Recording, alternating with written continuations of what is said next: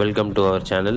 இன்றைக்கி நம்ம பார்க்க போகிறது பார்த்திங்கன்னா விடாமுயற்சி, பர்சர்வன்ஸ், அதை பற்றி தான் இன்றைக்கி வீடியோவில் பார்க்க போகிறோம். வாங்க பார்க்கலாம்.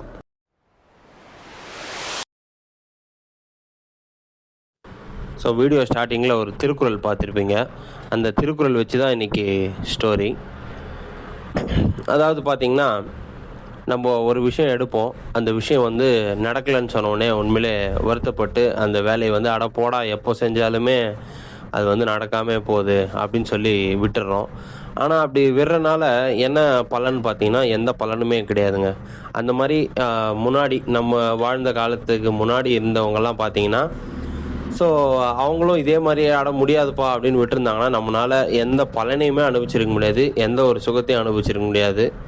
எதுக்குமே இல்லாமல் நம்மளும் முடியல போடா அப்படின்ட்டு தான் இப்போ இருந்த மாதிரியே தான் இருந்திருப்போம். அப்போ பார்த்தீங்கன்னா, இதுக்கு ஒரு எக்ஸாம்பிளாக பார்த்தீங்கன்னா, ஒரு 2000 வருஷத்துக்கு முன்னாடி பார்த்தீங்கன்னா காவிரி ஆற்றில் பார்த்தீங்கன்னா வெள்ளம், புயல், மழை அப்படின்னு சொல்லி வந்துக்கிட்டே இருக்குது.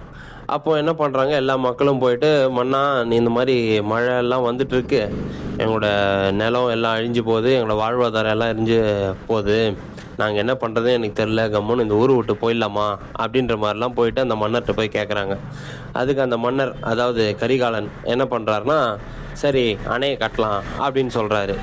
எல்லாருக்குமே ஆச்சரியம், என்னடா இது வெள்ளம் வந்துட்டுருக்கு, இங்கே எங்கே அணையை கட்டுறது அப்படின்னு சொல்லி நினைக்கிறாங்க. ஆனால் யார் என்ன சொன்னாலும் இங்கே நம்ம கட்டியே ஆகணும்னு சொல்லி யானை, படை எல்லாத்தையும் வச்சு கல், மண் எல்லாத்தையும் இறக்கினே இருக்கிறார். அந்த ஆற்றுல இறக்கிட்டே இருக்கிறாங்க. என்ன பண்ணாலுமே பார்த்தீங்கன்னா அந்த தண்ணி இருக்கிற ஃபோர்ஸில் பாறையை அடிச்சிட்டு போதும். பாறை அடிச்சிட்டு போதே என்னடா பண்ணுறது, மக்கள் இவர் என்ன, இவர் நம்ம சொன்னாலும் கேட்க மாட்டுறாரு, இவர் பாட்டு கல்லை இறக்கிட்டே இருக்காரு, அது மாதிரி தண்ணி அடிச்சிட்டு போயிட்டு தான் இருக்குது, இது உண்மையிலே நம்மளால் ஒன்றுமே பண்ண முடியாது அப்படின்னு யோசிச்சுட்டு இருக்கிறாங்க. ஆனால் அந்த டைம் என்ன சொல்கிறாரு, திருப்பியும் ஒன்றும் பெரிய பெரிய கல்லாக இறக்குங்கடான்றாரு. அப்படி இறக்க பார்த்தீங்கன்னா ஒரு கட்டத்தில் ஆட்டோமேட்டிக்காக அந்த வெள்ளம் தடுக்க ஆரம்பிச்சிது. அப்போ கட்டினது தான் அந்த கல்லணை. ஸோ ஒரு விஷயம் நீங்கள் ஸ்டார்டிங் எடுக்கும் போது தடுமாற்றம் எப்பவுமே இருக்குங்க. தடுமாற்றம் இருந்தால் மட்டும்தான் நம்ம ஜெயிக்கவே முடியும். ஸோ நம்ம விடாமுயற்சியாக ஒரு விஷயத்த செஞ்சேன்னா நம்ம எது வேணால் சாதிக்கலான்றது ஒரு கல்லணையும் ஒரு எடுத்துக்காட்டு தான்.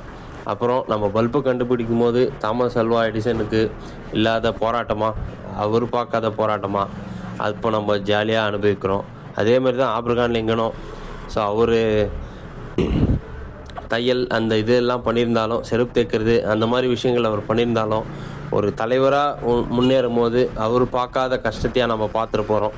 ஸோ முயற்சி இருந்தால் கன்ஃபார்ம் ஜெயிக்கலாம். முயற்சிப்போம், வெற்றி பெறுவோம். நன்றி, வணக்கம்.